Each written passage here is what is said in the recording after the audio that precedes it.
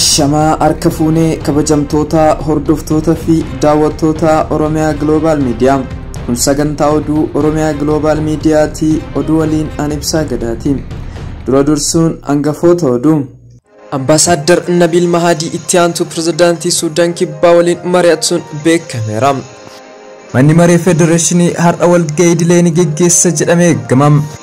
Atileetii Fanasan fiigicha fageenya meetira 10,000 Heegloo Neezerlaanditti dilbata geggeeffameen riikardii haaraa galmeessiteetti. Preezdantiin El Salvador cryptocurrency Bitcoin maallaqa dijitaalaa biyyattiitti maallaqa seera qabeessa gochuudhaaf akka jiran ibsaniiru. Kabajamtoota hordoftoota fi daawwattoota keenya chaanaalii keenya subscribe gochuun odeeffannoo waayitaawwan akka isin bira ga'u gochuu dandeettu. Oduu bal'inaan. Ambasaaddar Nabiil Maahdii itti aantuu preezdantii Sudaan kibbaa waliin mari'ataniiru. Sudaan kibbaatti Ambasaaddar Itoophiyaa Nabiil Maahdiin itti aantuu preezdantii Sudaan kibbaa Reebbiik Niyaadingii Daambiyooroo waliin dhimmoota walloo fi naannoo irratti mari'ataniiru. Marii isaaniitiin Ambasaaddar Nabiil dhimmoota marii sadeen hidha haaromsa, haala daangaa Itiyoo Sudaan akkasumas haala waqtaawaa naannoo Tigraay fi filannoo marsaa ja'affaa irratti ibsa taasisaniiru. Itti aantuun preezdantiittiin gama isaaniitiin hariiroon ummatoota Itoophiyaa fi Sudaan kibbaa kaasaniiru. Ijaarsi haaromsaa wayita xumuramu Sudaan kibbaa Itoophiyaa waliin kan ishee daangessu naannolee sadii fayyadamoo taasisuuf karoorri jiraachuu himaniiru. Dhimma daangaa Itiyoo Sudaaniin mariin hiikamuu akka qabu ibsuun Sudaan kibbaas dhimmichi mariin akka xumuramu deeggarsa barbaachisaa ni taasifti jedhaniiru. Haala naannoo Tigraay dhiyeenyatti guutumaan guututti sirraa ta'e Itoophiyaatti nageenyi haaraan akka dhufu abdii qabna jechuun himaniiru. Manni maree federeeshinii har'a walgahii idilee ni geggeessa jedhamee eegama. Manni maree federeeshinii bara paarlaamaa waggaa 5ffaa walgahii idilee lammaffaa har'a ni geggeessa. Manni marichaa walgahii idilee lammaffaan ajandaa adda addaa irratti mari'atee murtoowwan ni dabarsa jedhamee eegama. Atileetii Fanasan fiigicha fageenya meetira 10,000 Heegloo Neezerlaanditti dilbata geggeeffameen riikardii haaraa galmeessiteetti. Siifan riikardii addunyaa fiigicha fageenya kiiloomeetira 10,000 dubartootaa kanaan dura atileet Almaaz Ayyaanaatiin qabamee ture sakandii 10 oliin fooyyessuun harkatti galfatteetti. Umriin ishii waggaa 28 kan ta'e atileet Siifan fiigicha meetira 10,000 riikardii irratti cabsite kanaan daqiiqaa 29 fi sakandii 82 yoo galtu atileet Almaaz Ayyaanaa kanaan dura olompikii bara 2016 irratti daqiiqaa 29 fi sakandii 17 galmeessuun hanga har'aatti riikardii qabattee turte. Har'aas Heeglootti riikardii addunyaa kanaaf fiiguun wanta hawwaa turedha.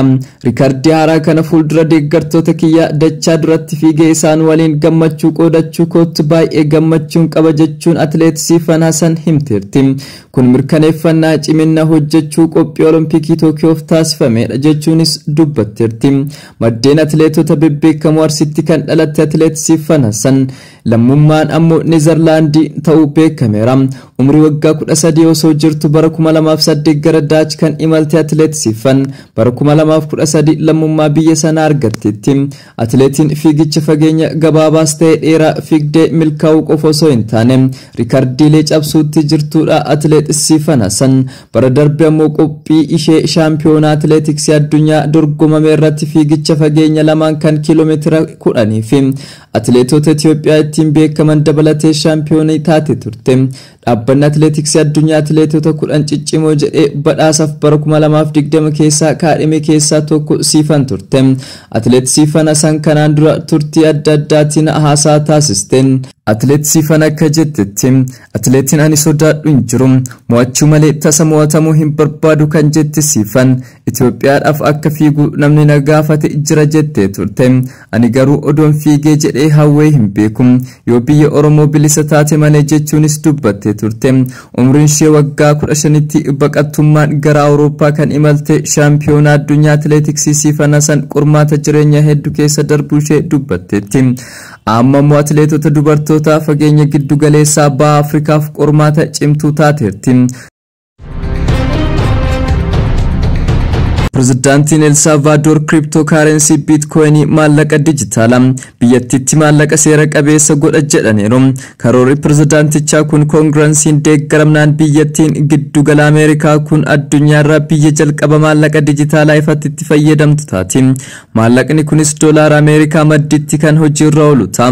El Salvador Ameerikaarraa doolaara kan fayyadamtu yoo ta'u, preezdantiin Nabiil waan jedhani bitcoiniin lammiilee Salvador biyyoota alaa jiraniif gara biyyatti maallaqa erganiif haala salphisaa fi karoora yeroo gabaabaan hojii uumuu fi kanneen dinagdee idileen ala jiraniif damee faayinaansii akka hammatamaniif gargaara jechuun Nabiil konfiraansii bitcoin Floridaatti geggeeffame irratti dubbataniiru. Bitcoiniin biyyattiitti investimentii jabeessuuf illee ni gargaara jechuun preezdantichi eeraniiru. Seera kanas gara koongirensii torbaan dhufuu keessa akka ergamu himameera. Seerri kun kan ragga'u taanaan karoorri kun tajaajiloota faayinaansii lammiilee Salvador 70% ta'aniif akkaawuntii baankii hin qabneef carraa banaaf jedhanii hoogganaan kun dinagdeen El Salvador garri caalu hawaalaa biyya alaarraa argamuutiin kan hirkatedha. Kunis oomisha waliigalaa GDP biyyattii keessaa 20% ta'a. Lammiileen Salvador miliyoona 2 ol ta'an biyyoota biroo jiraatu. Ta'us biyya itti dhalatan hin irraanfatan waggaa waggaatti diyaaspooraan biyyattii maallaqa doolaara Ameerikaa biliyoona 4 biyyatti ergu. Tajaajila amma jiruun maallaqa erguuf koomishiniin irraa murama. Kana malees biyya ga'uufis guyyoota kan fudhatuu fi yeroo garii namni qaamaan dhaqee fudhachuun irraa eegama. Kun jireenya fi egeree miliyoonota fooyyesse jedhu Nabiil. Imaammanni haaraan kun akkamiin akka hojjetu odeeffannoo dabalataa hin kennine. Qabeenya virtual ta'ee fi dinagdee lafarra jiru wajjin hidhata kan hin qabne bitcoin waggoota keessatti gatiinsaa takkaamu gadi bu'a jechuun dubbataniiru. Baankiiwwan giddu galeessaa biyyoota hedduu maallaqa dijitaalaa ofii isaanii uumuuf carraalee jiran ilaaluun xiinxallaa jiru. Ebla darbe keechaa baankii of England maallaqa dijitaalaa kaashii fi baankii hojii wal bira walqixa hojjechuu danda'u beeksisuuf karoora keessa akka qabu himee ture. Marsariitii bitcoin.com irraa Roojaviyaan News akka himanitti kiriptookaransiiwwan bitcoinii caalaa bu'aa qabeessa ta'an jiran jechuun ibsaniiru. Akka waliigalaatti kunniin kiriptookaransiiwwan hundaaf oduu dansaadha. Garuu wanti addunyaan hin hubanne yoo jiraate amma booda bitcoinii maallaqatti hin tajaajilu. Wayitaammaa maallaqni biroo kanneen akka bitcoin cash, monero fi zcash isa caalaa akka maallaqatti tajaajiluun hojjetu.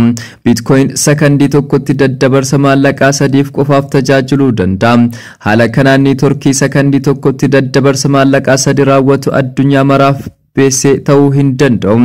Ammallee gama hawaalaatiin yogguu ilaalle kiriptookarensiin biroo bitcoinii caalaa bu'aa qabeessadha. Warreen kaan akka bitcoiniitti koomishinii guddaa hin fudhatan jechuun Nabiil dubbataniiru. Xaaliyaan odola Saardiyaatti namoonni qarqara galaanarraa cirrachaa fi elellaan guuran adabbiin hanga yuuroo 3,000 yookaan birrii 160tti siqu akka isaan eeggatu miidiyaan biyyattii gabaaseera. Aangoonni guyyaa sanbataa akka jedhanitti daawwattoonni 41 ta'an cirracha kiiloogiraama 100 ta'u yeroo garagaraatti qarqara galaanarraa saamuun isaanii gabaafameera. Cirrachi adii Saardiyaan ittiin beekamtu odolichatti akka qabeenyatti kan ilaalamu yoo ta'u fudhachuun tasumaa dhorkamaadha. Daldalli cirracha biyyaa fi elellaan Saardiyaa 2017 irraa eegalee seeraan dhorkameera. Adabbiin amma kaame kun guddaa kan ta'e fakkaatu iyyuu malee waggoota hedduuf jiraattonni odolatti qabeenyi uumamaa isaanii hatamuu irra deddeebiin komachaa turaniiru. Turistoonni odolicha daawwachuu dhufan garri caalu warra Awurooppaa yoo ta'an lammiilee Xaaliyaanis odolatti daawwatu. Turistoonni kunniin wayita daawwachuuf dhufanitti cirracha qaruuraa keessa naquun fuudhanii bahuu kaan ammoo miidhaginaatti ol kaawwatu kanaan garuu intarneeta gubbaatti caalbaasiin gurguru. Akka poolisiin jedhutti guyyoota dhiheenya kanatti beeksisa onlaayinii wantoota odolatti irratti karaa seeran alaan guuraman kan argatan yoo ta'u wantoonni gariin gatii qaaliin gurgurama jedhaniiru. Baranuma qofa adabbii yuuroo 13,000 akka sassaabaman kan himan poolisiin naannicha hanga danda'ameen wanti qabaman gara iddoo irraa fuudhamanitti deebifamu jedhaniiru.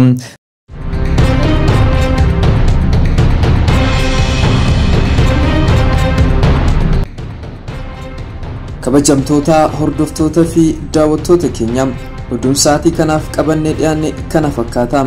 Sagantaa Oromiyaa Global Media Afaan wajjin turtii gaarii.